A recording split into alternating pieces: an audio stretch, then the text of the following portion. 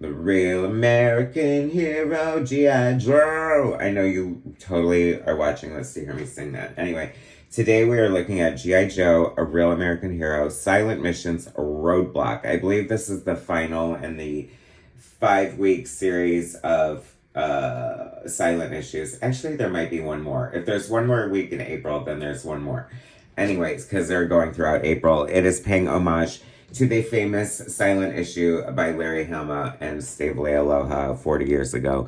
Image Comics has the license. Love the cartoon, love the toys. Here and there on the comics, but I've been picking up these silent issues because they're so art focused. And I love this cover by Andrew Krahnke. I hope it's Krahnke, but it's probably Krahnke.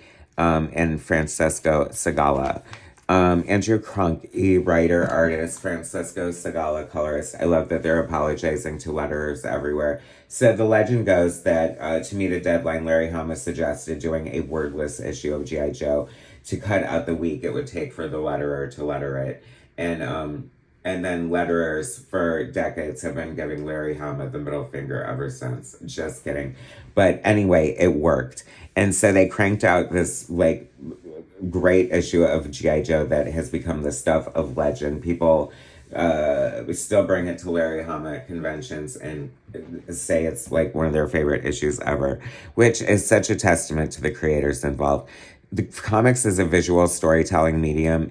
And I always tell inspiring artists, you have to be able to take away the words and know what's going on in the story. And this is like a good test of that.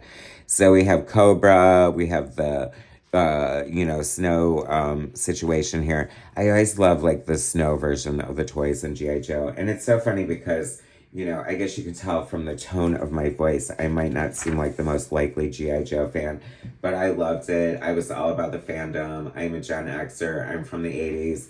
I love the cartoon. We have the toys. Like I said, I was kind of hit or miss with the comic book, so it's kind of fun to visit this.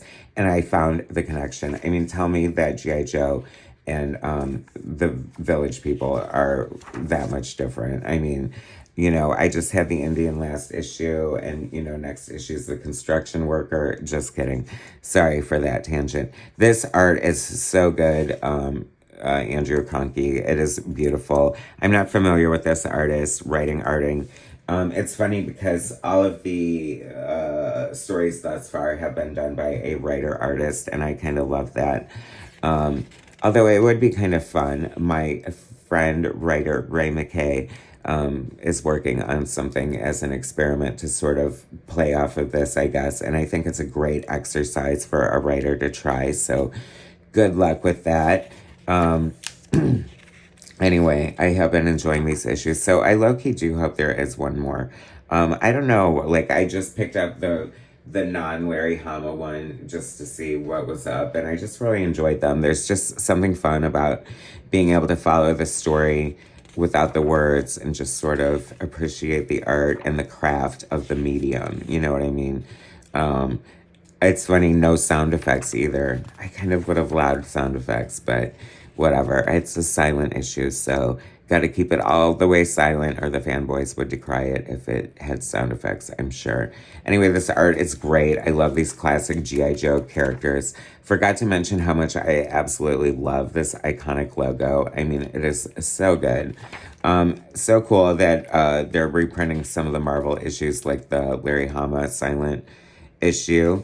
And I love the layouts that they've been supplying in the back here. It's just like a really fun experiment. It would almost be kind of fun if they did like a trade paperback and scripted it and then had like the silent version next to the scripted version.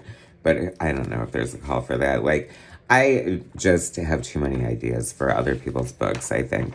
There's other G.I. Joe action happening, but I don't know how much of it I'm really going to get into. Started on Void Rivals, such a great series. Transformers by Daniel Warren Johnson. I mean, the 80s are back. Gen Xers are sliving for this. Blood and Thunder, that looks pretty good, huh? Really fun. Battle Beast, love the art on that, of course, Ryan Otley. Some good stuff from G.I. Joe coming out. I mean, anyway. So, are you guys getting it? Are you loving it? What do you think? How do you feel about the silent issues? Do you feel kind of ripped off, or do you love, like, do you think you get just as much out of it without the words in there? Please feel free to sound off in the comments. I love to hear your opinions. Anyway, thanks for watching, guys. Subscribe to my channel if you haven't already. And maybe this is the last. Oh, no. The silent missions conclude next week with Duke. Okay, so be back next week for the silent issue mission conclusion with Duke. G.I. Joe, the real American hero. Thanks for watching, guys. Subscribe, like, share, blah, comment, that, other, soon. Bye.